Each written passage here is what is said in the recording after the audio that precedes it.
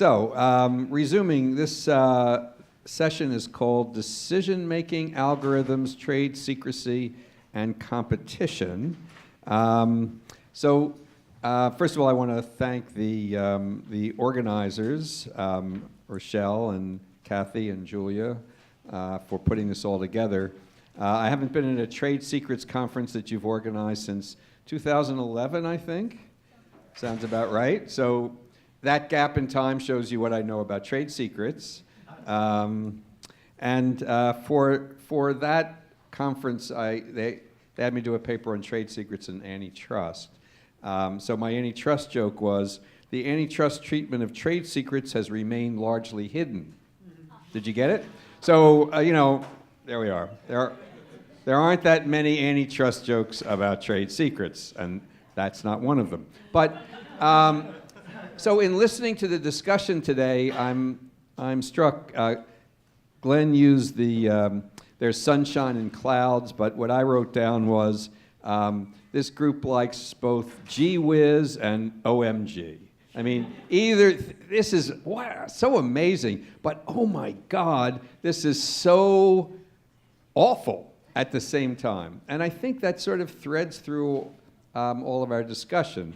And part of this is, I think in some ways there are familiar analytical structures we can bring to the discussion, and it's overlaid with maybe increased social costs and new technologies. So technologies that judges don't necessarily understand, I don't necessarily understand, but given the diverse discussion, we all learn things. So I learned about Black Mirror. So there we are. You all knew about it, but now I know that I have to watch season 3, episode 1.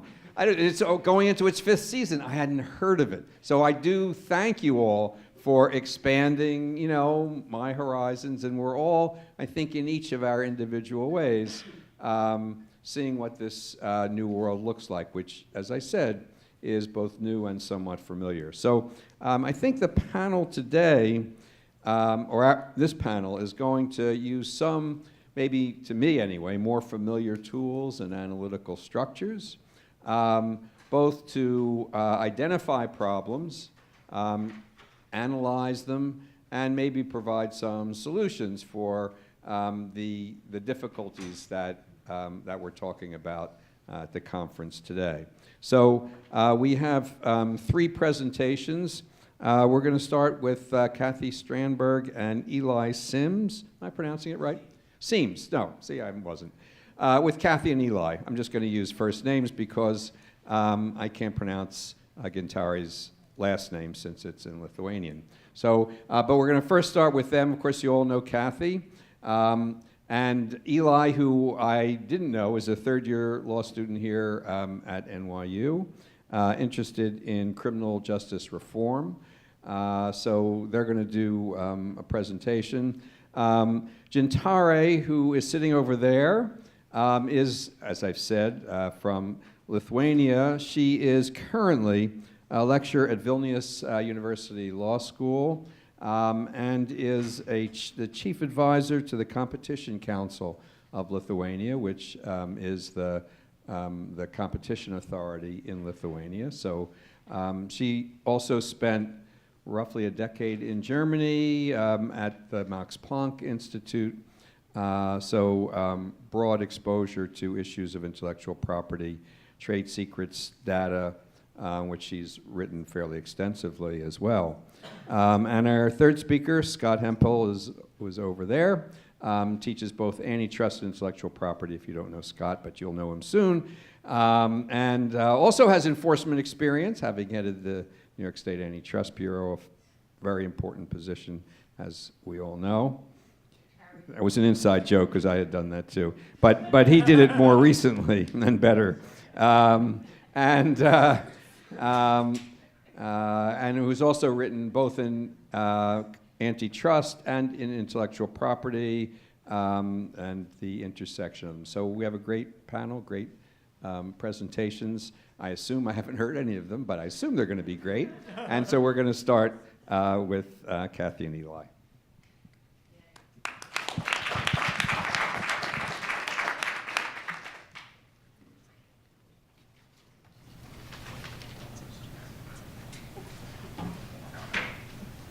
Hi, thank you for coming. I am going to sort of be taking the lead on this since this is really my first rodeo, so this is some good experience for me. If I miss anything or if I get to one of our more market-based slides and start staring blankly out into the crowd, I think Kathy will jump in. There are a couple specific points that I think she'll cover when we get to them, but we don't want to be swapping too much. When it comes to Q&A, we will both be here at your disposal. So our draft paper, is on this topic of what we're deeming the market for evidential forensic technology. So we are very much... remember to mention about Nick. Oh, yes. Where are you, Nick? Are you here, Nick? And we're There's working Nick. also with another NYU law student, Nick Vincent, who's here. I think he just waved. So we're very much in the criminal law space, just like Natalie Ram and like Rebecca Wexler, who will be here tomorrow. In fact, I will switch to this. We see ourselves as completing kind of a trilogy of attacks on the application of the trade secret privilege to forensic evidence, evidential forensic technology. And I will explain exactly what we mean by that term in just a second. But I want to sort of place our work in this kind of triptych of recent work on this topic. So Wexler, in addition to making a whole bunch of very strong principled arguments, constitutional and rights-based arguments about why the trade secret privilege should not apply to tools that generate evidence to be used in criminal trials. I personally agree wholeheartedly with that. I think that that is very urgent. Our work is very narrow in comparison. We're actually arguing sort of on a market-based playing field about why there are specific differences or unique attributes to the market for these products that generate evidence to be used at trial that sort of change the incentive structures and change the policies that underlie the very application of the trade secret evidentiary privilege. So I'm actually going to address some key distinctions in our presentation because, as I said, I feel that we're in a very specific space, but we're also in a space that touches on many others, and there are some distinctions that need to be drawn early on. So first, this is a story of competition, and we're talking about competitors within a specific marketplace. We are not saying things about competition law.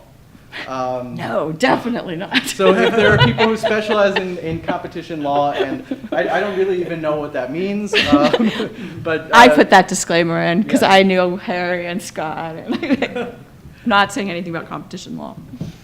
We are dealing entirely in the criminal context. We are talking about the application of the trade secret privilege to tools that are used in criminal trials. We're dealing with the trade secret evidentiary privilege. We're not dealing with other aspects of trade secrecy law. We're not dealing with tort claims of misappropriation. We're not dealing with any of that. What we're dealing with is what is called the evidentiary privilege, which, as many people have alluded to already, is the ability of the holder of a trade secret to say to a judge, please do not allow our secrets to be revealed in court. We're talking about evidential technology, and I want to draw a distinction here. We will not be talking about tools like predictive policing tools. We will not be talking about risk assessment tools because they are not used as evidence at trial, and so generally do not have to pass admissibility standards. As you'll see, admissibility standards are a key feature to this unique marketplace that we are identifying. And let me see. Right. And admissibility and then the application of the trade secret privilege are distinct issues that we want to tease apart. It's interesting to us, we have discovered that admissibility considerations seem to color judicial opinions about the application of the trade secrecy privilege in these cases, but it's important to recognize that they are different.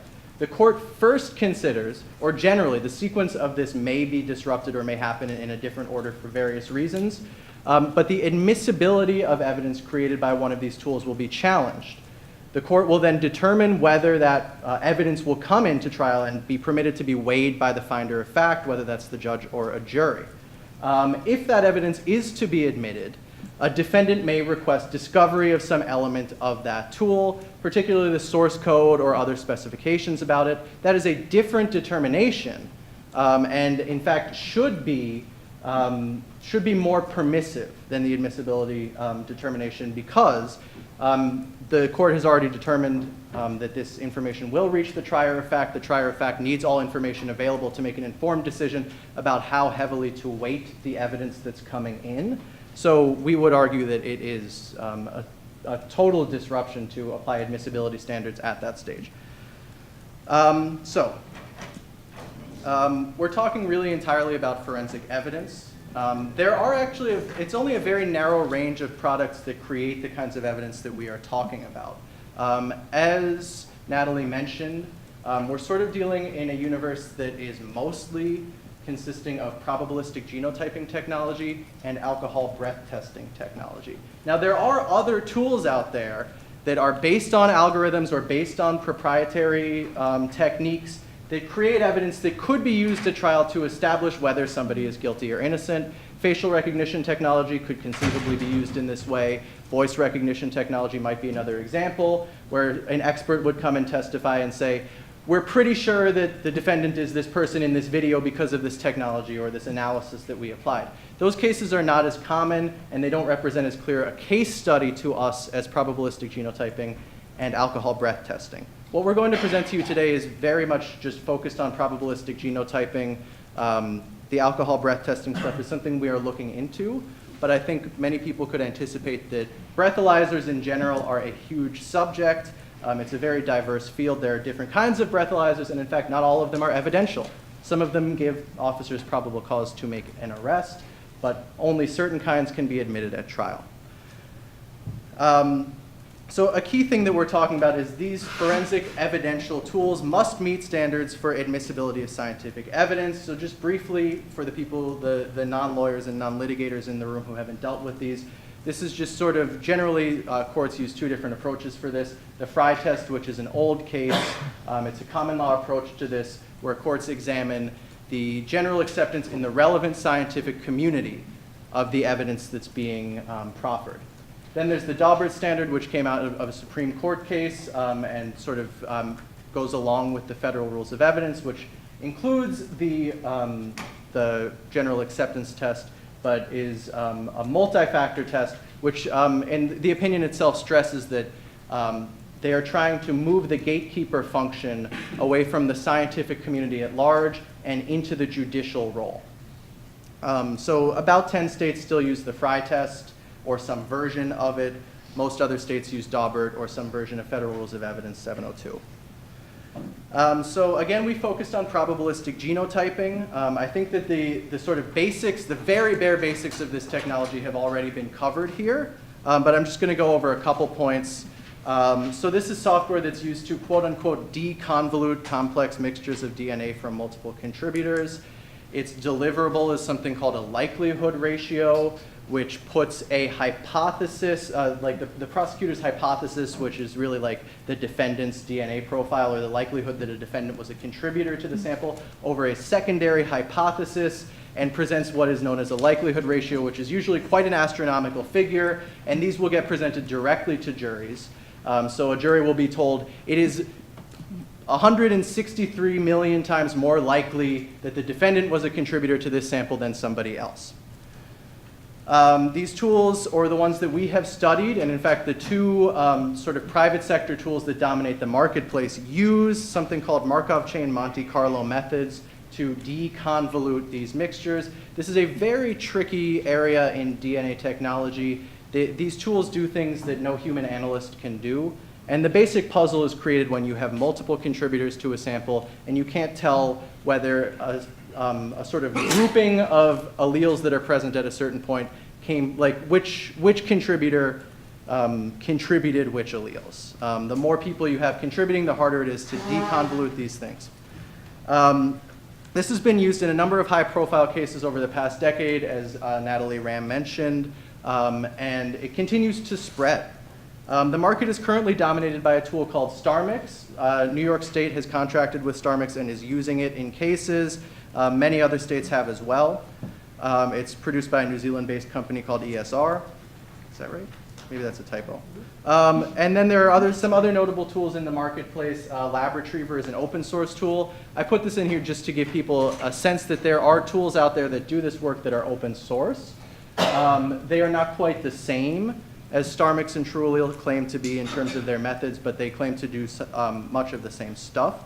There is the FST, or the Forensic Statistical Tool, the now defunct Forensic Statistical Tool developed in-house by the New York Office of the Chief Medical Examiner.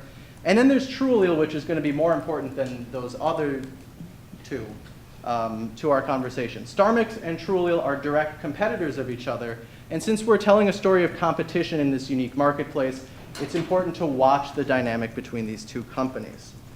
So source code and other details of the non-open source tools, including the FST, have been protected in several judicial opinions from scrutiny based on the application of the trade secret privilege. They have also been admitted prior to that after admissibility challenges have been raised.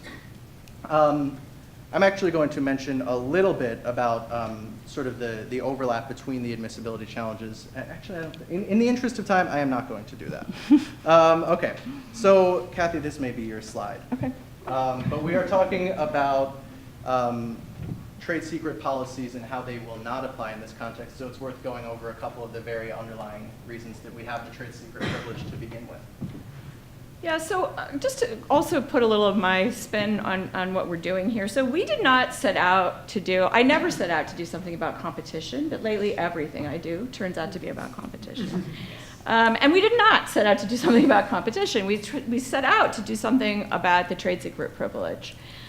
But I also wanted to think about it from the point of view of an IP scholar, because I'm an IP scholar, and what is the question about what's trade secrecy doing for us in this particular context?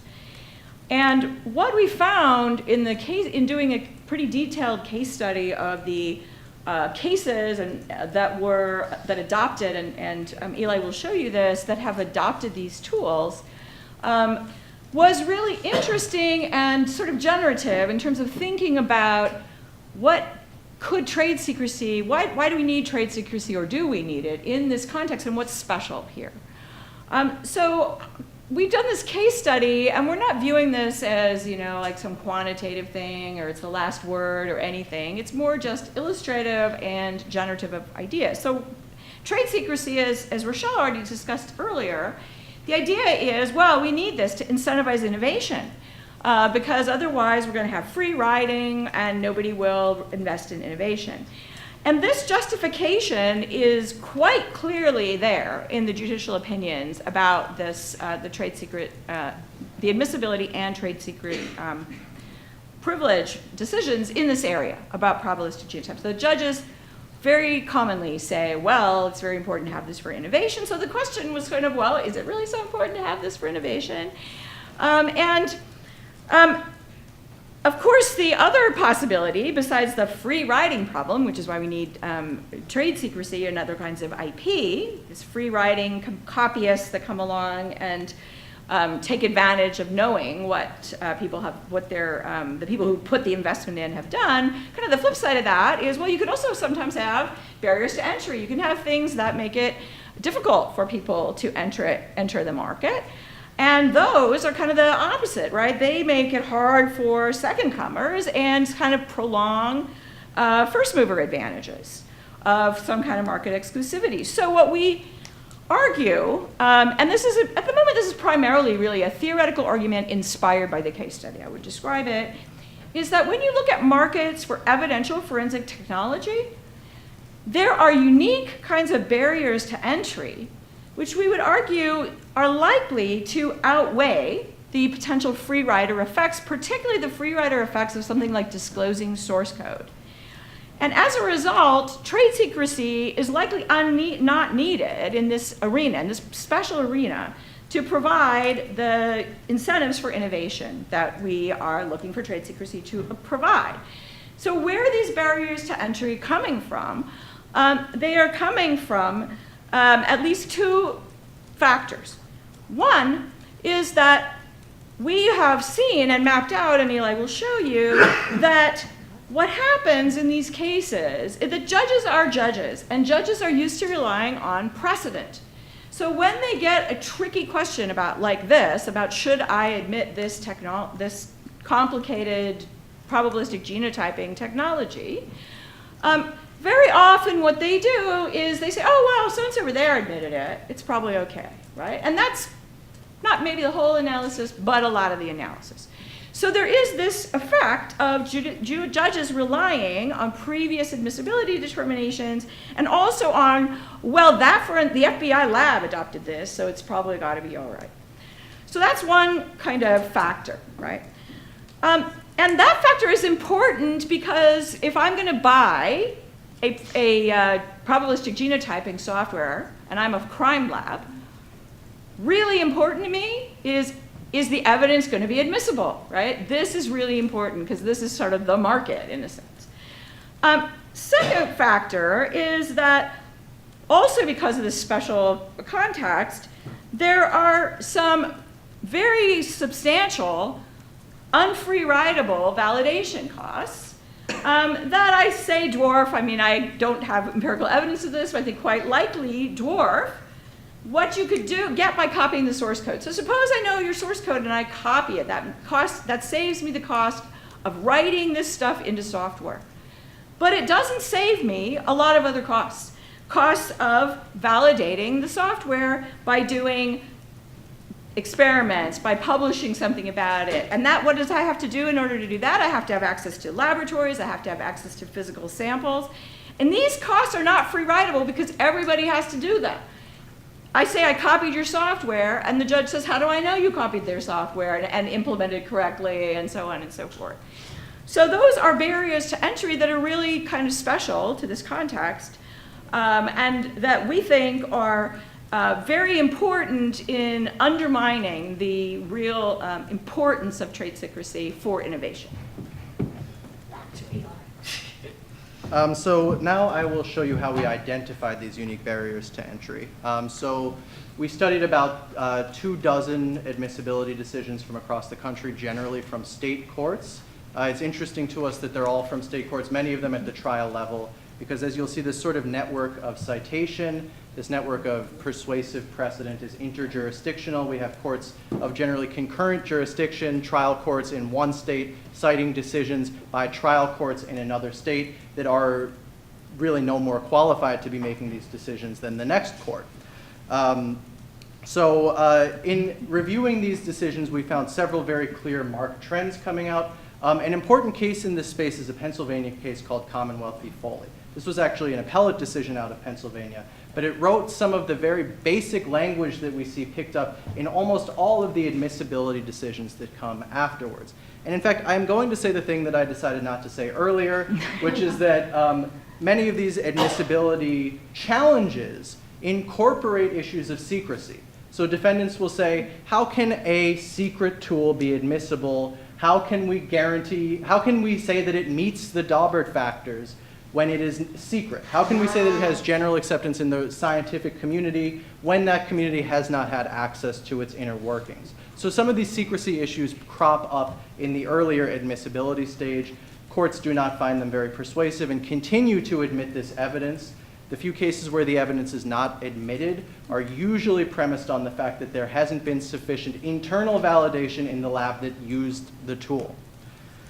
So some of the major trends that we see is that the relevant scientific community, that factor from Frye and also something that's considered in the Daubert test, is being narrowly defined by judges to include mainly forensic scientists and forensic laboratories. These are the journals, the types of journals that these studies, the very first initial validation studies are published in, are generally forensic science journals with mostly forensic science readership. But what is most crucial here is that this relevant scientific community is not being drawn to include computer scientists. And these are tools that are based on algorithms. I mean, they're not based on algorithms. Rather, they employ algorithms to implement these sort of theoretical techniques that they are using. So one major question that's left unanswered by these judicial admissibility decisions is how well does the algorithm actually capture this theory? If we're going to all say, yeah, Markov chain Monte Carlo methods work on deconvoluting complex DNA samples, fine. But did StarMix write a program that did that right? That is not something that's being probed by courts. We're calling it over-reliance on validation studies. This is actually very similar to the point I just raised. You can see it up there.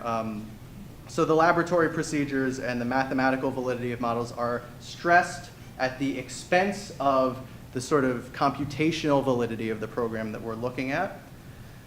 Then we see application of admissibility considerations at the later stage. This is another trend that we notice all the time. So as I mentioned before, we feel that these considerations, that a court may decide, despite the doubts that have been raised about the reliability of this tool, I will admit it, and allow two experts to talk about the problems with StarMix.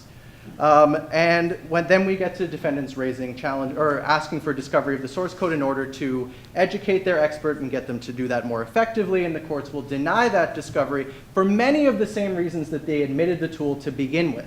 It is apparently reliable. It has been validated in these settings. You don't need the discovery of this tool.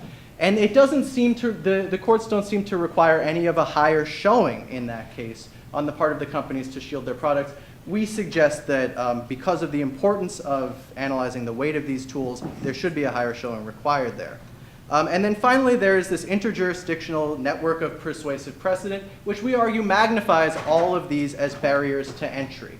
So as soon as one court says, this is what we need to accept a tool, if we have this network where other courts are relying on that reasoning, we're sort of redoubling the importance of these factors for every subsequent decision.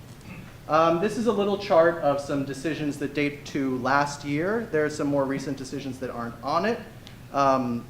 You can kind of see how the yellow decisions, which represent the admissibility of true allele products, sort of slow down after about the year 2015. There's really only one of these cases after that, whereas the greenish-blue cases that represent StarMix admissibility decisions accelerate after that point. There's sort of an obvious push and pull between these two products.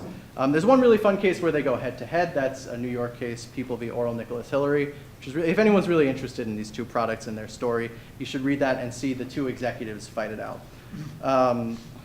So what we're observing here is that these are, as I said before, many of these are county courts. So you can see, I think there's supposed to be a laser pointer on this. Yeah. So this is like the Sweetwater County Court, the Anoka County Criminal Court, Muskegon County Criminal Court. These are all very basic trial level courts that are citing to each other's decisions on the admissibility of these tools and saying, look at the great analysis that this other court did about this. We're just going to rely on that. And somewhat even more troublingly, we also see some courts saying, you know, a lot of courts have accepted this tool. I think that means it's generally accepted by the relevant scientific community, which isn't right. So how does this all create barriers to entry? I understand we're over time, and I'm going to try to finish this up quickly.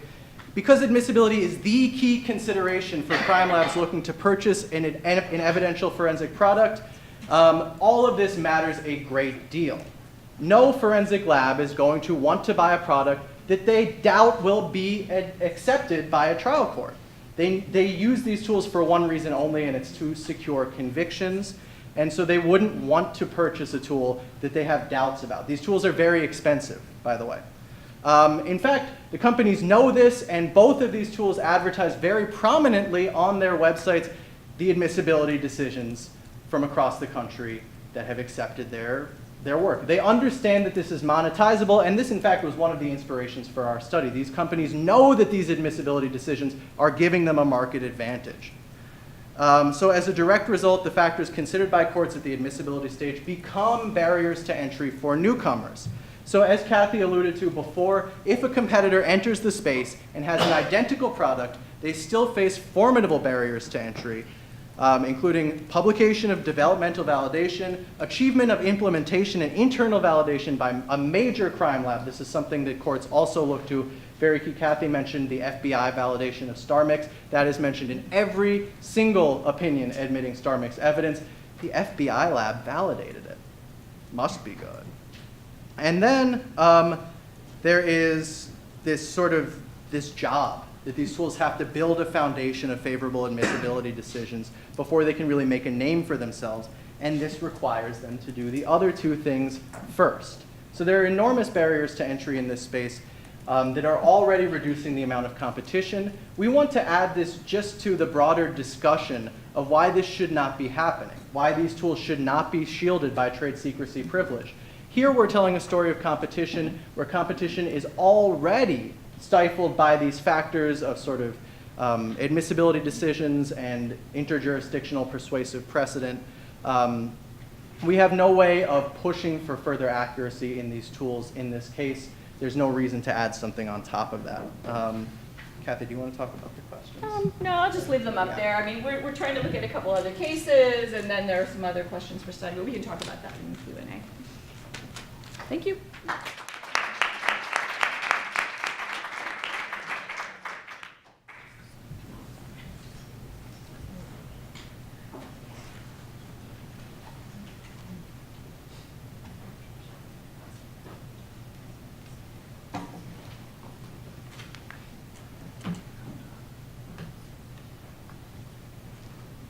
So, good afternoon, dear ladies and gentlemen.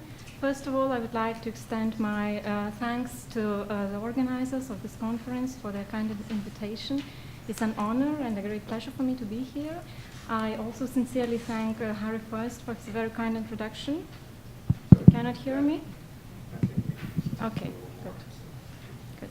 Thank you very much.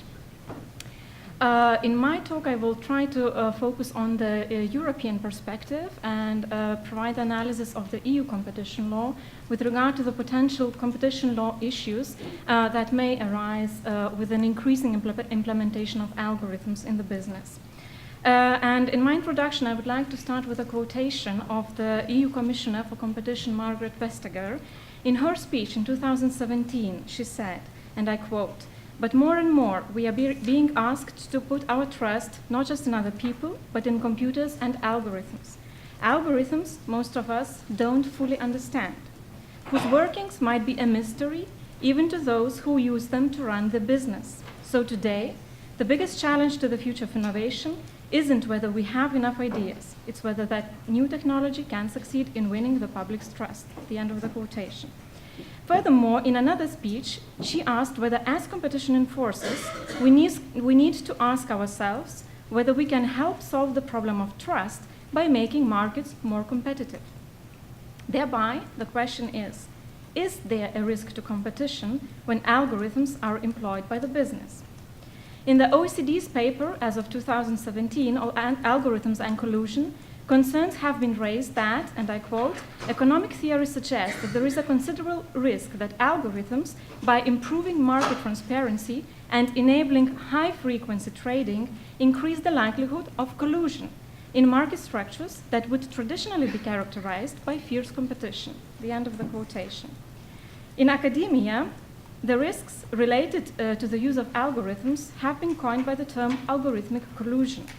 For example, the issues of artificial intelligence and collusion were discussed by Ezrahi and Stuckey, who generally identified three main risks: hub-and-spoke cartels, predictive agents, and autonomous machines. However, in the recent study on pricing algorithms as of October 8, 2018, the UK Competition and Market Authority distinguishes between two different situations when it comes to assessing the potential risks of algorithms to competition. Firstly, the use of algorithms to monitor and enforce existing coordinations, and secondly, the issue of a potential collusion by the use of pricing algorithms by each firm to make their unilateral pricing decisions. The CMA, by the way, defines a pricing algorithm as an algorithm that uses price as an input and/or uses a computational procedure to determine price as an output. The European Commission's 4 cases, decided in July 2018, is an example of real-life cases related to the implementation of algorithms. The European Commission, for the first time, had to deal with the question of price monitoring software applied by the manufacturers of household devices in their online retail distribution network. In these cases, price monitoring software was used in order to ensure resale prices. Hence, the anti-competitive conduct was fixing of a price in a form of a resale price maintenance. The Commission imposed fines on the undertakings for restricting such resale prices and thereby for infringing Article 101 TFEU. And yet, the infringement in this case was rather a traditional one. a fixing of a price in a vertical agreement. Horizontal adjustments of such a price would normally not be captured by such an agreement, that is, fixing prices by a vertical agreement, although it might be that such horizontal price adjustments, acting as multipliers of the fixed price, lead to higher prices in the market as well. This example shows that vertical agreements, which normally are considered to pose less danger to competition as compared to horizontal agreements, may need to be scrutinized more carefully in the light of the use of algorithms. And yet, if algorithms increase the transparency of markets, a very traditional question of competition law arises. May such market transparency lead to more parallel behavior in the markets? And if this is answered in the affirmative, does the fact that such parallel behavior, which is normally not prohibited by competition law, may need to be reconsidered from a regulatory point of view? According to EU competition law, Article 101 TFEU prohibits anti-competitive agreements, concerted practices, and decisions by associations of undertakings, but does not prohibit parallel behavior. The concept of an agreement under Article 101 TFEU requires the concurrence of wills. When it comes to the concept of a concerted practice, the European Court of Justice, in the so-called Dijkstaf's case, explained that a concerted practice is, and I quote, a form of coordination between undertakings which, without having reached the stage where an agreement properly so-called has been concluded, knowingly substitutes practical cooperation between them for the risks of competition, the end of the quotation. Hence, a concerted practice is firstly a reciprocal cooperation, and secondly, it should knowingly substitute practical cooperation between the companies. According to the European Court of Justice, a concerted practice, although it does not have all the elements of a contract, may inter alia arise out of coordination which becomes apparent from the behavior of the participants. Importantly, the European Court of Justice distinguished a concerted practice from parallel behavior by stating that, and I quote, although parallel behavior may not by itself be identified with a concerted practice, it may, however, amount to strong evidence of such a practice if it leads to conditions of competition which do not correspond to the normal conditions of the market, having regard to the nature of the products, the size and the number of undertakings, and the volume of the said market.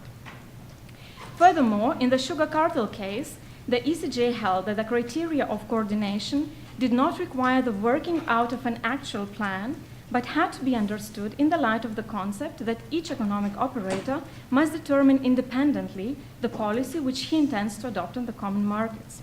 In the words of the ECJ, and I quote, although it is correct to say that this requirement of independence does not deprive economic operators of the right to adapt themselves intelligently to the existing and anticipated conduct of their competitors, it does, however, strictly preclude any direct or indirect contact between such operators, the object or effect whereof is either to influence the conduct on the market of an actual or potential competitor, or to disclose to such a competitor the course of conduct which they themselves have decided to adopt or contemplate adopting on the market. The end of the quotation. Hence, a concerted practice may take place not only in terms of a direct contact, but also, and this may be much more complicated, it may be based on indirect contacts. Furthermore, according to the case law of the ECJ, 3 elements have to be established for showing an infringement of Article 101 TFEU in the case of a concerted practice, namely a concertation, secondly, subsequent behavior in the market, and thirdly, the causal link between the concertation and the subsequent behavior in the market. Such a causal link is, however, presumed if the concertation is established and companies remain active in the market. So far, this analysis does not seem to make a difference when it comes to the assessment of a concerted practice where potentially algorithms could be involved. Yet, one rather recent case of the European Court of Justice explaining the elements of a concerted practice may merit attention. The case is called the e-Turas case. In that case, which started with the investigation of the Lithuanian Competition Council, the question was whether a number of travel agencies could be considered to have participated in a concerted practice through the online booking system called e-Turas, which was administered by the system administrator e-Turas. The issue in the case was that at some point in time, e-Turas sent an electronic message to the travel agencies informing them about the maximum or the 3% cap of the discounts that may be applied to the bookings of their travels offered by them on the online e-Turas platform. From the competition law point of view, the problematic part of the case was whether it could be held that travel agencies participated in a horizontal concerted practice coordinating their behavior via an online booking system called Aturas. Although according to the Competition Council, such a concerted practice took place among 30 travel agencies and the online platform, the Supreme Administrative Court of Lithuania, when the case reached it by the way of a judicial review, had doubts whether the mere fact that the electronic message was sent to the travel agencies may constitute sufficient evidence to establish an infringement, that is a concerted practice, under Article 101, and whether this did not contradict the presumption of innocence.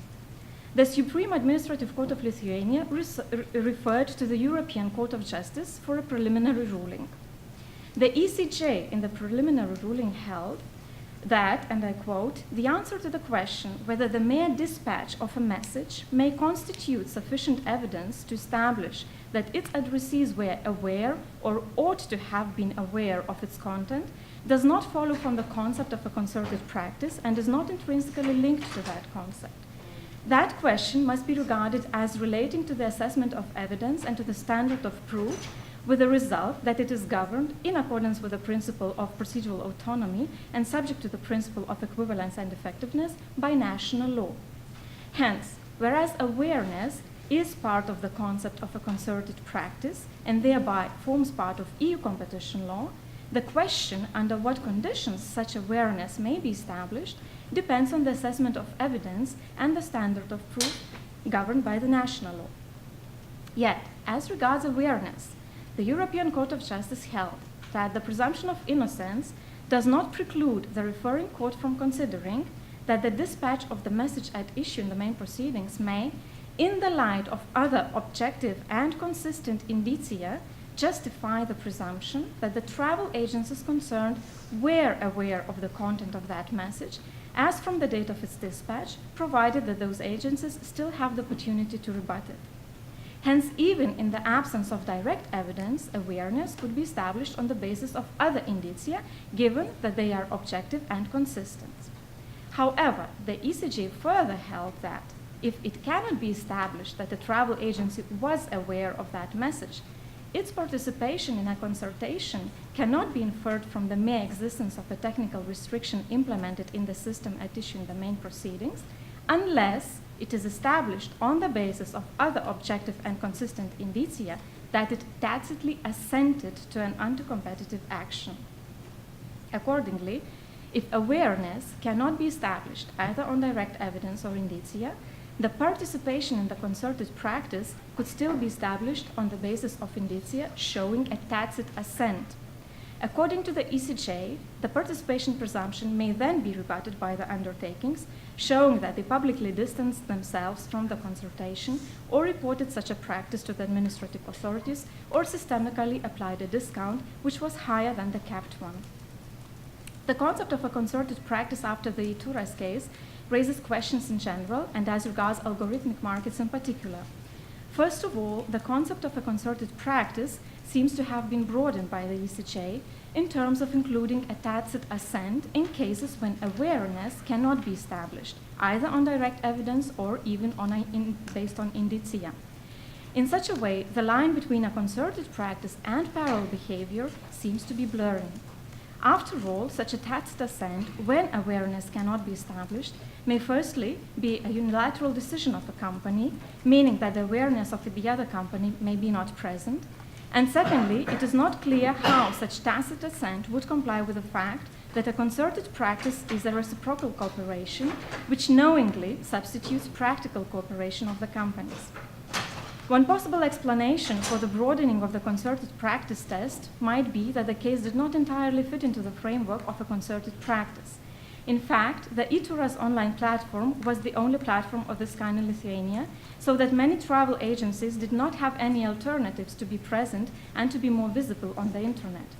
Furthermore, the capping of the discount was in the interest of the platform, since the commission paid to the platform depended on the price of the travel booking. The higher the price, the higher was the commission. So it could be asked whether this case was about a dominant undertaking entering into agreements with a number of travel agencies, which in fact were in contact with the platform regarding the price, and then imposing unfair trading conditions on the others.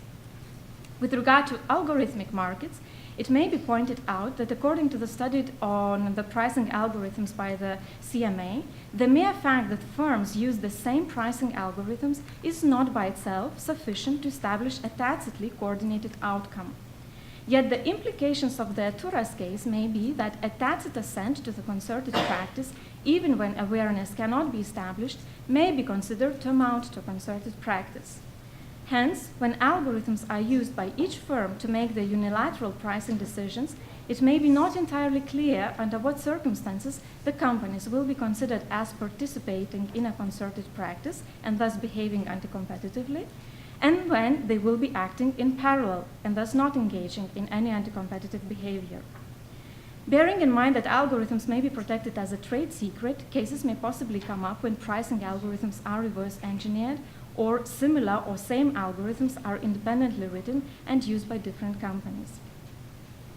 And yet, although the ECJ probably did not have algorithms in mind when providing guidance to the Atturas case, since this case was not related to algorithmic adjustments, it could be asked whether this guidance, looking at it from a competition policy perspective, may target exactly the issues that may be raised by algorithms. Should the increasing use of algorithms raise concerns in terms of future markets being prone to and manipulated by the algorithmic price adjustments, bearing in mind their speed, high frequency, the reach, and accuracy, it may in fact be necessary to capture such cases by competition law. The question thereby is mostly important for legal certainty and is still should be determined whether this should be done by stretching the concept of a concerted practice or reconsidering the criteria from a regulatory point of view to capture cases of parallel behavior under what particular circumstances. However, with regard to parallel conduct and speaking of unilateral behavior, it could be recalled that there is another legal provision under EU competition law, that is Article 102 TFEU, which prohibits an abuse of a dominant position. Such a dominant position may be single or collective. Whereas single dominance refers to one undertaking, a collective dominance covers several of them. In contrast to earlier case law of the ECJ, where dominant position was considered to cover undertakings within the same corporate group or which formed part of the same economic entity, it is now established by the case law of the ECJ that collective dominance covers a dominant position held collectively by one or more economically independent undertakings, which, due to the market structure, align their conduct on the market. In Compagnie Maritime Belge, the ECJ explained, and I quote, "The expression one or more undertakings in Article 86 of the treaty, it's now Article 102 TFEU, implies that a dominant position may be held by two or more economic entities legally independent of each other, provided that from an economic point of view they present themselves or act together on a particular market as a collective entity." According to Jones and Safran, and I quote, "Independent economic entities may hold a collective dominant position provided that they are united by economic links which enable them to present themselves as a collective entity and to adopt the same conduct on the market.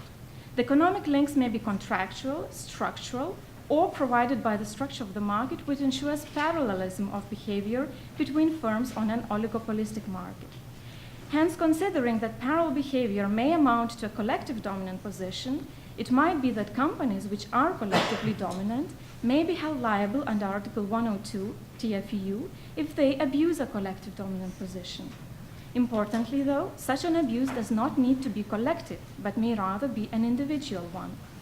For example, the General Court in Irish Sugar held that an individual abuse was possible in the case of a collective dominance. In the words of the General Court, and I quote, "Whilst the existence of a joint dominant position may be deduced from the position which the economic entities concerned together hold on the market in question, the abuse does not necessarily have to be the action of all the undertakings in question.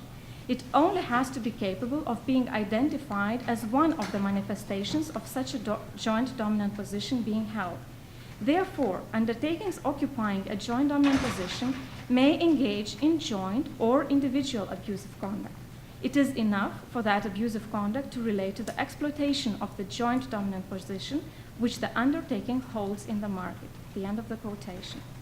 Hence, parallel behavior, particularly in oligopolistic markets, may possibly be caught by Article 102 TFEU.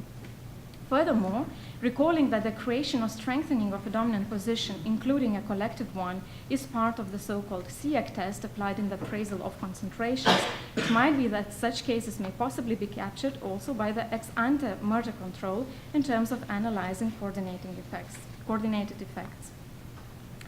Another question as regards pricing algorithms may be to what extent the likelihood of the algorithmic price adjustments should be taken into account when assessing the behavior that is not directly related to any use of algorithms.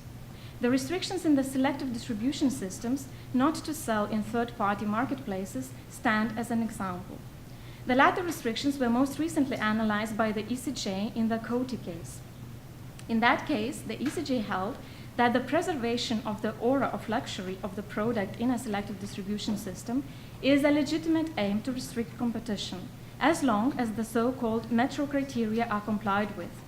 In general terms, the restrictions imposed on the selective distribution system will be not prohibited by Article 101 TFEU if they comply with the so-called metro criteria, which are the nature of the product requires the preservation of its quality, objective criteria are used for the selection of distributors, and these criteria are applied in a non-discriminatory manner, and the criteria do not go beyond what is necessary.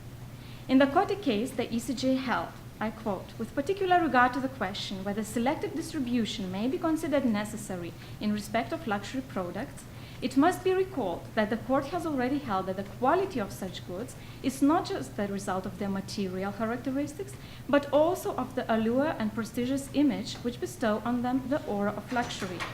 That aura is essential in that it enables consumers to distinguish them from similar goods, and therefore that an impairment to that aura of luxury is likely to affect the actual quality of those goods. The end of the quote.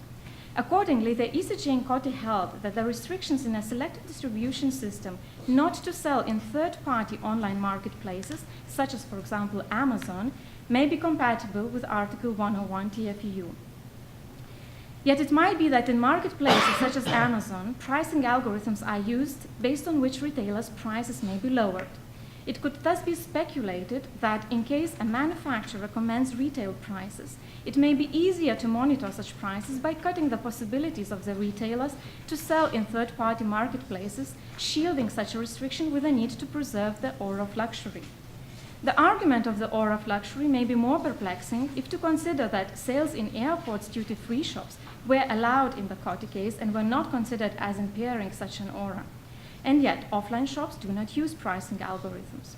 The outcome of such a speculation would be that, while assessing the restrictions in an online environment, a need may arise to take account of factors other than those present in an offline environment, namely the use of pricing algorithms, and the question to what extent such algorithms may incentivize a holder of a selective distribution network to shield its products from algorithmic price adjustment that may risk the lowering of the price of the product that is part of a selective distribution system. In such a case, as long as resale prices are recommended, there will be no anti-competitive behavior.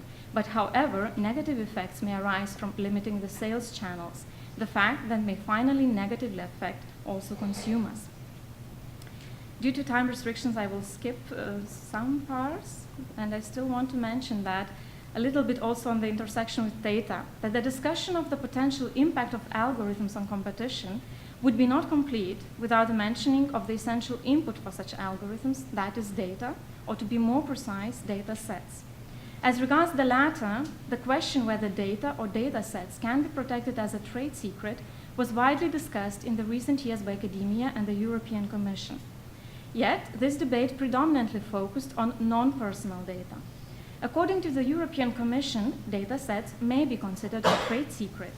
It is important to note, however, in this regard, that the European Commission considers as non-personal data such data which is either purely non-personal, for example, weather data, or anonymized data. However, the academic literature suggests that anonymized data can still be traced back and rendered personal data. The question whether personal data as such or in the data set may be protected as a trade secret is not clarified. In the data sets, however, both types of data, personal and non-personal, can be involved. So that the intersection with trade secrets here, first and foremost, may raise the question of the intersection of personal data and trade secret protection. The EU Trade Secrets Directive has no clear rules on this question. It is noteworthy, however, that during the preparatory process of the EU Trade Secrets Directive, the European Data Protection Supervisor issued opinions in which it raised this question and encouraged the European Commission to clarify the question of personal data and trade secret intersection in the EU Trade Secrets Directive. No rules on this, however, have been included in the final text of the directive. It could be argued that in the light of trade secret protection of information in general and in the light of increasing personal data processing for commercial purposes in particular, it might be helpful to clarify what exactly could be protected as a trade secret. This may be true not only with regard to data, but with regard to algorithms as well. In conclusion, it has time and again been asked whether the digital economy has brought any changes due to which the reassessment of competition law rules may be needed. In this regard, concerns have been raised in terms of the risks of, for example, so-called algorithmic collusion.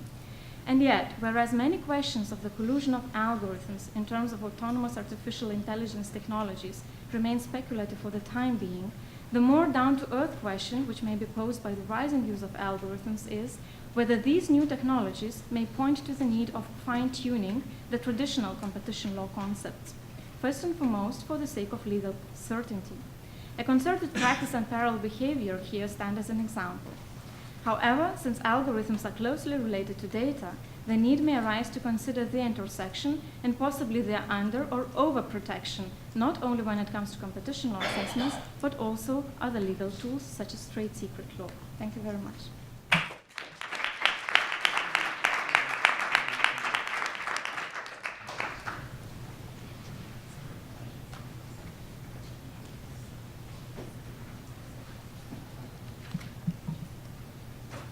So hi, everybody.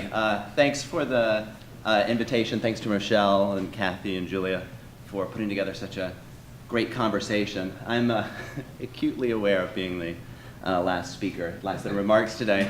And I'm a little bit intimidated having steadily seen a decrease in our technology applied from PowerPoint to just a laptop and now just some papers. So this will be a low-tech presentation in some respects. The focus of my remarks differs from the previous presentation, though it is rooted in antitrust and competition.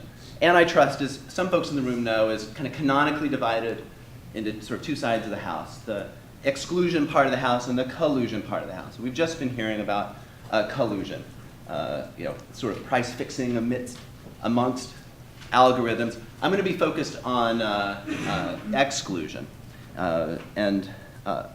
Just to think of a couple examples here. I guess one would be picking up on Kathy's comments in their jointly written paper, some kind of criminal forensic tool. We might wish there were two instead of one. I learned just now that there are already more than two, maybe, between StarMix and TrueAllele and a couple of others. As you have more and more and more, the incremental value of getting beyond two is lower. But let's imagine a situation where you had one and you wanted to move to two, or think about Amazon or some other retailer where we're watching prices go up and down in close correlation with some other retailer, but our concern is not so much that they're keeping the price high, but that the incumbent is doing something to make life really hard for some newbie or wannabe alternative. Or third, and kind of near and dear to my heart because I've thought more about it, the question of Google and search and the availability of opportunities for other kinds of search engines, maybe more specialized search engines, particularly in the realm of shopping. This was a principal focus of the FTC and State AG's investigation a few years back. It's the center of I used to say the Google European Commission case, the first of two Google European Commission cases. And the question I want to think about here is, suppose you want more entry and you're looking to antitrust as your tool. How vigorous are the antitrust tools that are available to facilitate the entry of competing algorithms? And then kind of closely related, what difference does it make that the algorithm is protected by a trade secret? So I'll be thinking about algorithms and kind of where appropriate, I'll be sort of sprinkling in trade secrets. I think the punchline as to trade secrets is I'd say the incremental effects of trade secret, given the existing protections already afforded by code, are maybe subtle or even minor, depending on the situation. And so I want to address this, I guess, in two ways, depending on time. First, substantively, how much does antitrust help sort of pushing in and trying to get entry in some business that your would-be entrant would really love to get into? And then second, practically, how does a competitor even figure out whether an antitrust violation is happening when you're dealing with an algorithm? So first, to think about the substance, one could imagine a couple of different kinds of claims. One would be the rival just wants to get into the core business. Google search looks really profitable. I'd like to set up a search engine too. Second, the rival wants to get into maybe not the core business, but an adjacent business, and they're worried about the incumbent kind of Borg-like, spreading into their business. So Google is 10 blue links in 1 year. The next year, they're including shopping results. Pretty soon, they're pretty powerful in shopping as well. How should we think about that move into adjacent businesses from the standpoint of competition policy? Now, when trade secrets come in, one starting point to think about is intellectual property. So IP is canonically regarded to afford extra protection from antitrust claims. Now, this is a bit of a straw man. It works when the IP right is patents. We have a famous case in the US that I won't get into in detail. This old case, not that old, 2000, In re ISO, where the refusal to license patented technology is not actionable under Federal Circuit precedent anyway. There's some difference of opinion in the lower courts. Now that's rooted, though, in the specific statutory provisions of the Patent Act, which gives an exclusive right to sell, among other things. I don't think that same principle applies to trade secret. I don't think the possession of a trade secret would give you some extra special exemption from the ordinary operation of antitrust law. So I think we can just move directly then to the main event, which is the question of how does antitrust think about an assertion by a rival that they'd like to license the special sauce, or that they can only survive through interoperability, or perhaps that they need access to data in order to thrive as a rival. Now, I think the right place to focus from the standpoint of US antitrust is this, I was again going to say old case, but it's only 2004, a little more than a decade. It's an old case, I'll say, called Verizon v. Trinco, which is not in itself about algorithms. None of these cases are about algorithms, right? We're still in kind of early days on this. But I think it tells us something about how an interoperability case will fare. So Trinco is a case about the incumbent telephone company, right, in the US, divided into sort of regional incumbents with control over the local wires. Not as much wireless penetration during this period, so it's a really big deal. Incumbent has an obligation under special telecommunications law to interconnect with competitors. And they kind of slow-rolled that, didn't really cooperate with the would-be entrant. And then the question was whether this refusal might be actionable as unlawful monopolization. And the court said, no. There's no general duty under US antitrust to deal with competitors. And underlying this conclusion was a pretty strong statement that sharing would undermine incentives. This is going to come to free riding in just a minute. So I'm not going to quote a lot of opinions, but I got to quote this one. So the court says, the mere possession of monopoly power and the concomitant charging of monopoly prices is not only not unlawful, it's an important element of the free market system. The opportunity to charge monopoly prices, at least for a short period, is what attracts business acumen in the first place. It induces risk-taking that produces innovation and economic growth. Right, so the main message here is, good luck, the rest of you. Once you got an incumbent, best of luck to number 2 and number 3 and number 4. Right? There's an anxiety, even a terror of free riding here, right? That the first company gets all the spoils. Yeah, there's older, I think, antecedents to this view. But I think the strongest statement of it is the Trinco case. Now, there are some exceptions to the Trinco rule. So although what I've said so far sounds pretty bad for the would-be entrant, trying to use antitrust as a tool to try to lever themselves into the market, there are some exceptions. One would be if the firm changed its conduct over time. They cooperated in time 1 and then they stopped cooperating.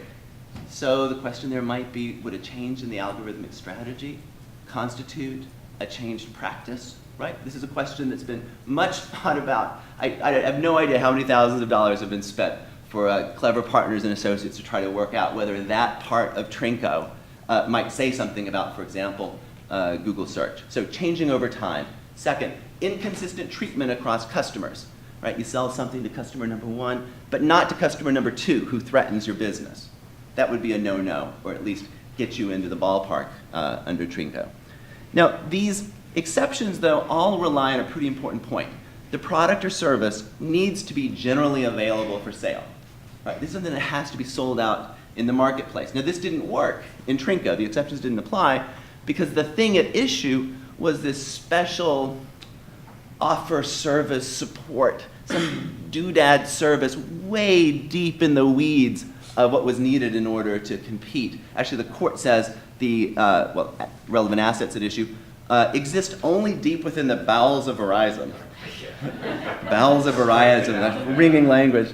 They're brought out on compulsion of the relevant statute and offered not to consumers but to rivals and at considerable expense and effort. So you can just think about how this would play out in an algorithm competition claim. You know, the firm, the incumbent, is unlikely to be generally in the business of sharing, right? So it's unlikely, it's possible, but it's unlikely that the secret sauce or the relevant interoperability protocols or the data is something that they're making generally available. So under those circumstances, Trinco is probably not much help. Now, what does trade secret add here?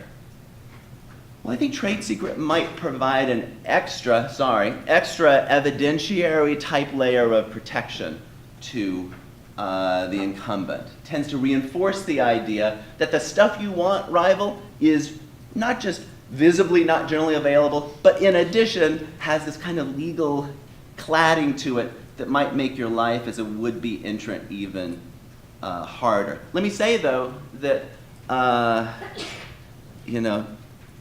slight silver lining here for the entrant might be that if the trade secret was used in service of some kind of licensing strategy where they were licensing, not licensing to this other firm, you might be able to get some leverage off of that inconsistent conduct. Now, does this apply to refusals to interoperate?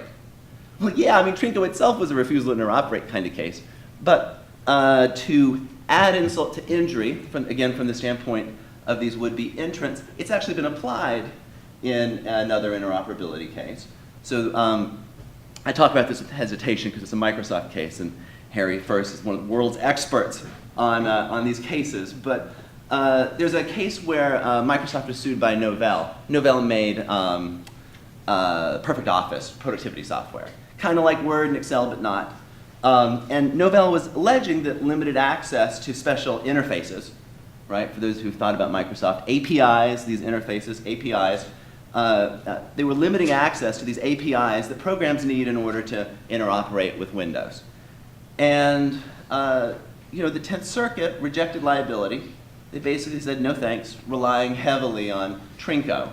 That was written by then Judge Gorsuch, now on the Supreme Court.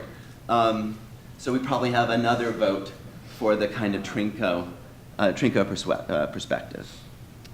Now it's worth noting here that European law is different. I don't claim any special expertise in European law, but I'll just take a quick crack at this. Refusal to license IP might be subject to liability in Europe under certain circumstances, even if the refusal is unconditional and non-selective, right? What I was focused on before was that there might be an exception to Trinco if it's conditional, if it's selective. I think Europe takes a broader view of this. There's another Microsoft case that kind of helps flesh this out. There was, a refusal to disclose interoperability information, and the court thought that the commission took the view that an unjustified refusal that blocks the entrance development of some new product could be condemned. So one thing that I want to point out here, aside from the difference, is the commission actually seemed to be open a little bit to the concern about free riding. So there's a slight echo of Trinco, I would say, the Trinco thinking in Microsoft, and Harry will probably disagree with this. The European Commission acknowledged this possibility that there might be some negative incentives on the ex-ante negative effect on the ex-ante incentive to innovate, right? Same thing that Trinco was worried about. So the commission actually proposed to do some balancing between that effect and the gains from permitting entry. The Court of First Instance ultimately didn't reach this, but it's a quiet indication that the extreme free rider, right, just think of the pure knockoff artist, might not succeed in their claim. So a little bit of Trinco, though a very, I think, different ultimate result. So let me turn this from substance to kind of practice and practicality. I had described this as forensics, but forensics seems confusing in light of the earlier presentation. And so the thought here is just, suppose a rival thinks that there's something bad happening, something anti-competitive. How would they know, right? They observe that they have a really great result on the Google search page, and then that stops, right? That's not a made-up example. Lots of firms found themselves in that situation, including this company, Foundum, a comparison shopping engine that formed the nucleus, or was an initial complainant, rather, in the commission's investigation and later statement of objections. The thing here is, I mean, everyday consumers are going to have no idea. Everyday rivals, everyday would-be entrants, I have no idea how the algorithm works.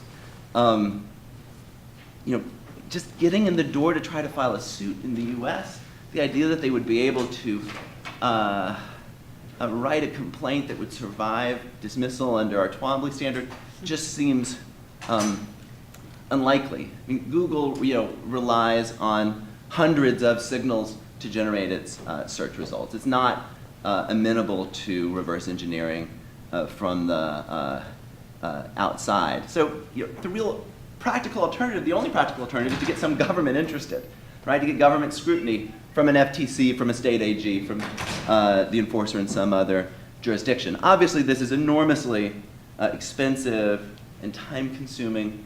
There's yet a further downside that I think is sometimes neglected, in part because it's a problem for the defendant, for the object of the investigation. But I think it's still worth thinking about as we try to tally up the costs and benefits of these kinds of investigations, which is that parts of the secret sauce might leak, right? There is some risk of revelation of parts, aspects of the trade secret when you have dozens or hundreds of people wandering around inside of Google's algorithm. One possible illustration is one of the outcomes of the FTC's Google investigation. There was some people probably know this, there was a FOIA request, not about Google, that was made of the FTC, and they responded by sending out the extremely detailed FTC staff memo about the Google investigation. Now, it wasn't the whole thing, it was just half of it. So there was, to add insult to injury, they only photocopied half the pages, so like all of the even pages or all the odd pages, I don't know. Only half of the pages came out, and then half of the pages in the footnotes. So if you sort of stitch them together, you actually know somewhat more than half, probably, of what was going on in the investigation. And the question here then is, was it possible to discern elements of the algorithm that were properly, that properly merited continued protection through this revelation? Now, I've been pretty down on the feasibility of antitrust here as a solution. I just want to offer a couple other thoughts about possible competition-like intervention. So one that I think is getting increased attention is to have enforcers inside the firm as a kind of permanent presence, right? You think of bank examiners or something inside the walls. Jeannie pointed me to, the other day, a really fun, kind of provocative, analogous example. I guess French civil servants are to be embedded in Facebook to help evaluate how it's dealing with online hate speech. So, I don't know how broad we can take that, but it might be a kind of proof of concept, both to see how much they get in the way, but maybe more relevantly, how effective they are in trying to figure out what's going on and offering some kind of intelligent response to that. One other one that I just thought was worth mentioning, given the first presentation, was to think about dual sourcing. So a standard answer in worrying about monopoly, especially state-conferred monopoly, is for the procurement agency to get in as an explicit plan to have more than one purveyor of the product or service. So you could you could potentially sort of encourage more than one alternative.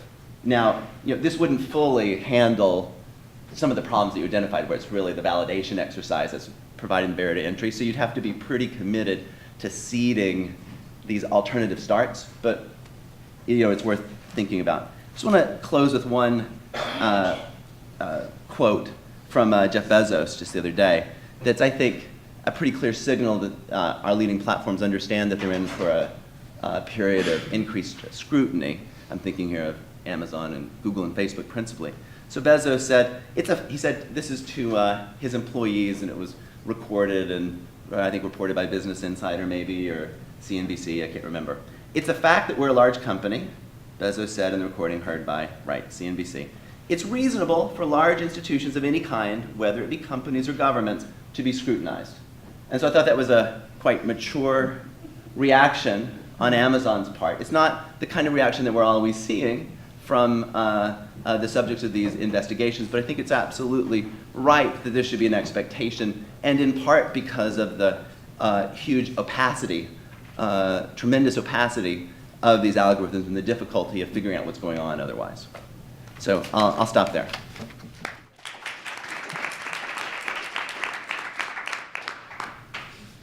Okay, it's going to take the panel 3 minutes to walk up, and we have 5, so We still trying? we're still trying. I have so many questions, but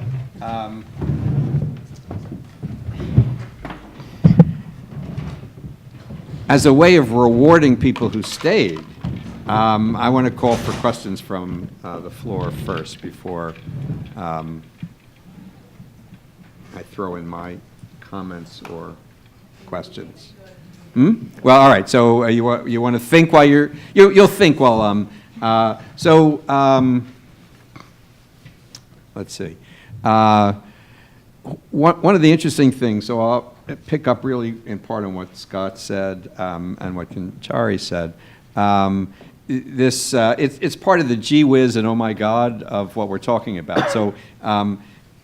Setting prices by collusion, by algorithm. So it used to be that just people did it, by intuition, and then they might have data, or they might have various formulas. So now it can be computerized. On Amazon, if I remember correctly, the top 100 sellers on Amazon all use pricing algorithms of one type or another. So what do we do about that? And some are simple tit for tat ones, and are those illegal? How are you going to possibly deal with this? Or maybe you don't.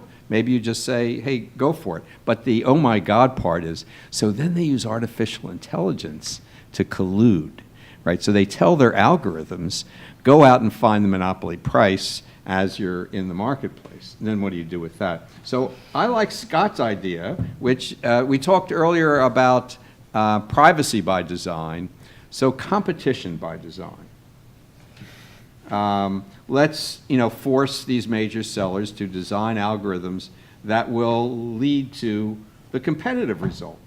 So what's any reactions from Europe? The Europeans always love to have more intervention than we do. So what do you think?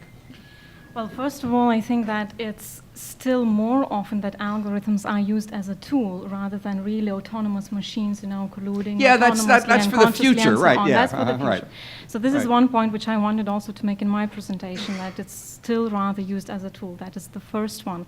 The second one, I completely agree. Here we have to think about the extent of the intervention so that the intervention does not become the regulation of the business models, because at some point they have to stay free, right? And have to have a choice which business models to use. So what I was trying to say is that we should fine-tune maybe the legal rules which we have to clarify under what conditions we capture these cases and under what conditions we do not.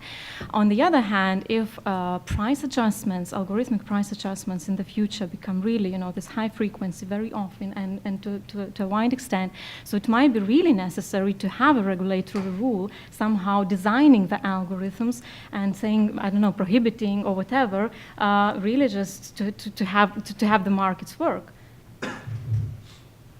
There's a sense in which this is a new problem, but it's also a quite old problem. A new instantiation of a kind of very old issue that I think we've been thinking about at least since the 1950s, whereby firms are each acting in a way that is optimal price, profit maximizing, conditional on the other firm, the rival firm acting in conformance with some strategy. So the two firms achieve some profit maximizing outcome, high price, low quantity, without talking to each other. They're just watching each other, right? Think of the gas station where they're at their beady eyes looking across the way, and one raises their price, and then the other one does so too, right? And so you can imagine automating that, but it's in some ways the same kind of question. And there's also an age-old, at least again since the 50s, fight about whether we should consider that to be actionable even if there's no communication, that there's some common sense legal sense in which they are engaged in an agreement as is required under U.S. antitrust law. And so this is still a fight. I think the courts, though not uniformly, have suggested that you do, some of them have suggested that you do need communication to have an agreement. It missed a strong sort of dissenting view, contrary view, that no, if they're acting with the same outcome, with the same bad economic outcome as if they had communicated or been in a smoke-filled room, we should condemn them all the same. This is a view that's, I think, most closely associated with Louis Caplow now. Long was associated with Dick Posner, but he repudiated that recently. There's a long way of winding up to say, look, today, as we see the kind of automated response become more and more sophisticated, I think it becomes more and more difficult to hold the line on the traditional view that some kind of communicated assent is necessary, even where that is a kind of esoteric subset of the conduct that we actually find troubling. So the problem is, in a way, is the remedy. That's why, I like leave it to the French to want to sit, in whose Inside Facebook? Inside Facebook, and pursue hate speech, or not pursue it, stop it, I guess.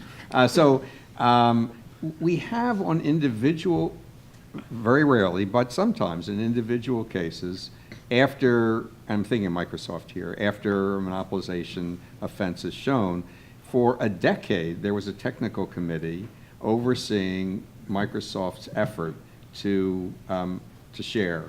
But they didn't sit in APIs. Redmond, did they? Did they actually have Yeah, offices there? they actually had Day in, day offices. out? No, they actually had offices in Redmond, and it took them 10 years to assure that there was enough interoperability and that the protocols were written correctly. So it was a big effort, but actually we sort of did it, sort of a regulatory agency.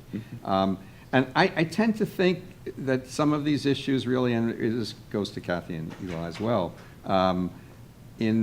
are really remedy issues and what you can do with it. So I think you're looking to getting rid of of protections, of trade secrecy protections, when there's competition and won't hurt too much, sort of a balancing test. But I wonder if there's a different remedy, which is just why not protective orders? Wouldn't that work as well for, in your situation, and sort of Yeah, wouldn't- so protective orders could work, and certainly it would be better than what we have now. The problem with protective orders is that really also is kind of special to this criminal situation, is that you have lots and lots of defendants and lots of defense attorneys with very few resources who, if they're each in their own little protective order lane, cannot cooperate. And maybe they can share experts and whatever, but it's sort of questionable given the criminal law context that this is that we shouldn't. And in a way, our paper is highly motivated by the fact there's lots of other reasons why we'd want to get rid of trade secrecy here. Right. And so it's sort of like, do we really need to keep it? It's kind of different from a lot of other situations because there's so many reasons to want to get rid of it. Is this enough reason to keep it? And our argument is kind of more pitched in that way, that no, not really, because there really isn't much of this free rider problem going on. And while I have the microphone, I just want to correct. There really are only two companies. There also are open source versions which, interestingly, nobody uses. Why? I don't know, but my guess is because they'd have to be validated, and they'd have to be, right? So how about this for remedy? Require the government to have 2 tests, to use both companies. Regulate by insisting on dual sourcing. But, so, and it's just on dual Yeah. sourcing. Because I'm not sure, as you're saying it, what doing away with the trade secret's going to do, because all it says is, well, you can look at these data, but then what? You still need the resources to understand it, to do all that. How about Yeah, requiring but I dual? think that it's true that there's some benefit to that, but it might not completely work, because you would have, like you had with Trulio and StarMix, 2 companies doing something slightly different, fighting over which of their methods is the best, but that doesn't tell you, oh, actually, there was a change in this code after it was validated. You know, it's not going to answer that kind of question. And part of it is that there is a lot of advantage of having this be open, and then everyone can look at it, rather than having it in each individual case. I mean, when the FST software was posted online, which it eventually was because it was unsealed, then it became way more possible for people to, look at it. So and your see what's remedy going is on. actually to post the code for all of these? Yes, I actually think so. I don't think that you need this secrecy in order to get people to write this code, because of the fact that there's so many other costs that aren't free writable. I also- Okay, wait, But- go ahead. I was just going to add on the question of using 2 products in any given situation just for a comparative effect. I think it's very interesting with probabilistic genotyping, though, specifically, what you'll end up getting often, and in fact, it is very useful, and one possible strategy that defendants could use is to get the raw data that was used by one program and run it through another to show that there are Okay. inconsistencies, which might get judges thinking along the right lines about what the issues could be. At the same time, though, both tools will deliver the same thing, which is called a likelihood ratio, and what you'll get is a jury faced with 1 out of 136. So you don't want any of these, is that's really, you just want to do in this industry? Personally, maybe. Well, what you want is for it to be subjected to rigorous testing and adversarial testing to find out how reliable it is, right? And then maybe you get rid of it, or maybe you use it, but you don't know until you do that. All right. We do have someone at the mic. Yeah, so I wonder how unique that situation is. Maybe it Because isn't. there was just an article in the paper about MyChart. So there were lots of different companies that made interactive software for doctors and hospitals and patients. MyChart's just taken over. So it's got that same problem of once this number of hospitals use it, everybody else wants to use it. It has the problem of you'd have to verify. So I wonder whether this is a case study that's actually has many larger implications. Maybe so. I don't think it's general, though. I think there are many situations in which it wouldn't happen, but there might be another bunch of situations where it would be that way. So then we need an antitrust answer. Well, I mean, the problem is, as you well know, Rochelle, is that trade secrecy doesn't have good limiting doctrines. Right. Right. It's a question for Kathy and Ellie as well. I'm kind of curious a little bit about the internal story about why the companies are fighting so hard if they're wrong about their claim that it's an advantage as against other players in the industry. So, I mean, one thing is could be just that you think their stuff is crap and this is about trade secrecy, trying to protect the exposure of the source code is crap. Or do you think that they actually truly do believe that their competitors having access would be problematic? So I'm curious whether this is opportunistic or real or something else going on. I don't know that I have an opinion on that, because I think they could think it and it could still be wrong. So, yeah, I don't know. But I think that, basically the general point is, if you can have trade secrecy, why not have trade secrecy? Like, there's never going to be a business that says, well, there could be some circumstances, but often a business will not just say, oh, we don't really need the trade secrecy. And it's not that they're really lying, it's just, It's probably annoying to have the answer from the audience, but I can give you some, at least my personal view on it. I'm Dana Delger, I'm an attorney at the Innocence Project. And in the context of probabilistic genotyping, one of the things that sets it apart with these two competitors, and it sounds almost foolish to say out loud, but the truth is there's an extraordinarily deep personal enmity between the two developers of the software, Dr. Perlin and Dr. John Buckleton, who have literally come to blows at scientific conferences and law conferences over their software.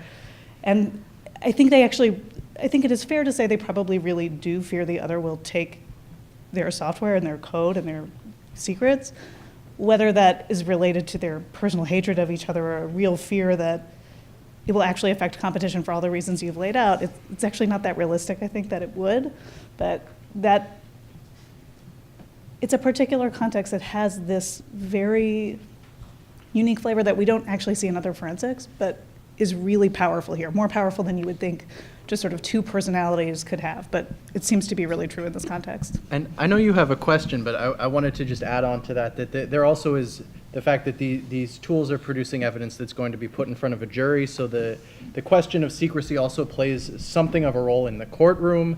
It prevents defendants from mounting certain attacks against these tools that would then become part of public record and would allow people who are shopping for these tools to see what their weaknesses might be, whatever they are. So it's not necessarily that the tool is utter crap, but that it would allow future litigants to really have a way to assail them. So maybe it's not as much of a competition story as it is a courtroom drama in that case. So on that point, in terms of protective orders, one of the things that's been litigated in the probabilistic genotyping context is whether or not, how it's typically not by the litigants themselves, but the ACLU has come into a number of the cases to talk about, in ProPublica, also the public trial right. What's the interaction between what you're talking about in terms of it not affecting competition necessarily, when part of what defense attorneys and litigants want, I say litigants, I mean people drawn against their will into the criminal justice system for one reason or another, in having these flaws exposed? Is there some way to resolve that? I guess my feeling is I think that's an addition. You might want to say, because this is the criminal justice system, we just shouldn't have trade secrecy, even if it's going to, stifle innovation or whatever. And there are other ways to get innovation, as Natalie has written about. But, one way, for example, might be procurement, right? We say we're going to actually pay somebody to develop this thing, and then they don't need exclusivity because, hey, they've already been paid with in advance. So, but you might, that can kind of just be, maybe it's just reason enough not to do it. We're sort of saying, yeah, and anyway, it's not a big deal. So we shouldn't buy the argument that there is such a big problem relating to innovation here. If I can just ask one more question. In terms of innovation, one of the things that I think we see in our practice is that there's a very real limit to the need for innovation. I mean, right now the softwares are producing, in many cases, extraordinarily high likelihood ratios for which go well beyond the human brain's capacity to understand that probability. And so, if we innovate and we get better and better, at some point, whether we've reached it already is one question, is there really any meaningful improvement that could be gained by a new entrant? How much better can it be for prosecutors, for courts, for fairness? And I say better loosely, I don't necessarily concede that these are accurate results, but results that are they're getting admitted, they work in front of juries, they're very strong likelihoods. So is there some limit to innovation that we maybe don't need the same kind of competition because the market can really only take so much? I think that is a really interesting question, and I think that, if there's a specific kind of innovation we would want in this space, it's just improved accuracy. And the thing is, no one can have a sense of whether the accuracy of these tools is improving under the current conditions. We have with the case of the FST that there is a clear breakdown between the test data that was run and then the field work that actually the tool was applied to. And it was during that field work stage when people were starting to say, can we see inside this tool something is really sort of amiss with these results, or we have a sense, or at least we want to challenge them. And so the lifting of the veil of secrecy there would have allowed sort of just, it becomes kind of an issue of continued testing. As long as there is this privilege and this protection, these tools don't get. We could turn every future criminal case in which these tools are applied into another test ground, into another validation, and so we would be improving accuracy. There would be innovation just because we would be finding out where the limits actually are. And it's just hugely consequential that we don't know where those limits are. So I don't know if that's innovation by a new entrant, but to me feels like innovation. I'm not very familiar with the technical definition of that, though. No, I mean, I just want new entrants to make it cheaper. You know, like, that's a good reason to have new entrants. That's the only competition left. So, yeah, over so here. this is a distinction between a protective order, which doesn't affect other competitors and is not the kind of issue that Scott talked about, that we've been talking about, where you're concerned about, you know, licensing to others or allowing competitors into your business. This is just to test that program. That's what, you know, protective order would do. But your idea, which I didn't really understand, that's what, or now I do understand it, is to sort of make it available to all, and you could have new entrants building on whatever it is made available, and an advantage might not be innovation, but lower price. So. Or it might be innovation because I can prove to you that it's better, more accurate, but this or does sort of whatever. undercut your entry barriers, because you're dealing with the entry barrier by making their product open to all. You're at least dealing with part of it. Yes, but there would still be pretty big entry barriers because of all the other costs.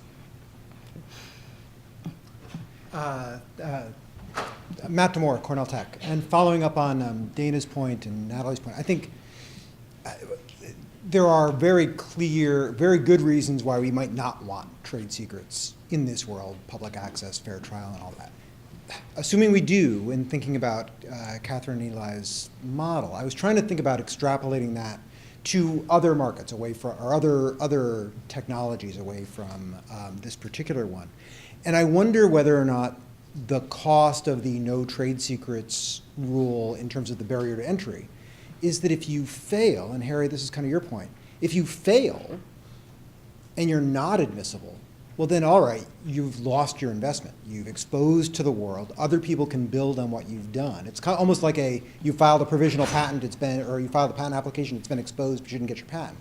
You've now contributed that to the world, you're done. I wonder if you have a reaction to that in terms of the incentive when you extrapolate to another market.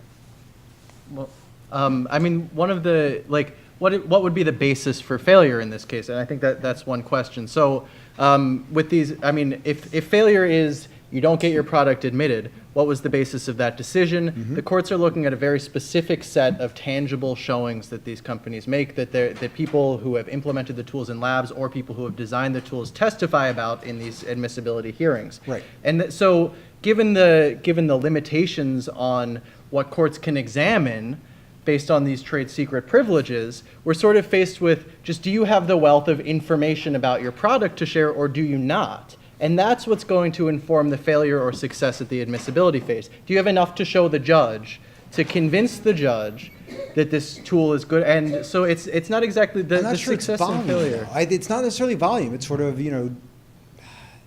scientific reliability. I think that's exactly right. Okay. And the way that this landscape is being formed has to do exactly with the way judges decide the scientific reliability of the evidence being proffered. So our thesis basically is that because there are these admissibility standards that work to try to establish that generally by proxy already, but especially by proxy when we're dealing with these trade secret tools, mm-hmm. How is that shaping this marketplace? What sorts of things are being rewarded? Mm-hmm. And are those the things that should be being rewarded? And here, I think not so much. Okay, all right, thank you. Does anyone ever litigate whether the trade secrets are valid? Basically not. I mean, ask the expert back there, but yeah, there's some, but mostly not, right? I think maybe people are starting to do this now more, but I think part of it is that in the beginning, the people who are doing this are not people who do trade secrets, right. even the Yeah, judges, right. It's a great question. Hi, Richard Torres with the Legal Aid Society. Okay, another expert. Hi, good afternoon. This is the first time in about 18 years I've thought about trusts and antitrust law, so forgive me a little bit. What effect do you think, let me go back. The forensic DNA realm is very loosely regulated.